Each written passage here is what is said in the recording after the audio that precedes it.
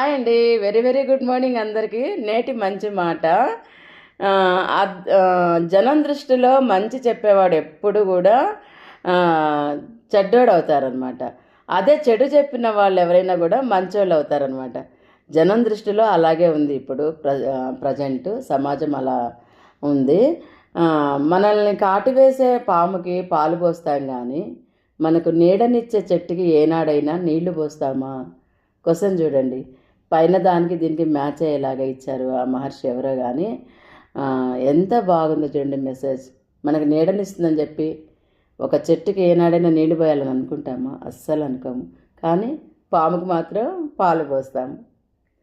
ఈ మెసేజ్లో ఎంత అర్థం ఉందో చూడండి. చదివిన వాళ్ళు ప్రతి ఒక్కళ్ళకి కూడా మీకు నచ్చితే ఈ మెసేజ్ లైక్ కొట్టండి, మర్చిపోకండి. ఇలాగే మంచి మంచి మాటలు నేను చెప్తూ ఉంటాను. తప్పకుండా ఛానల్ సబ్స్క్రైబ్ చేసుకోండి. బాయ్ అండి.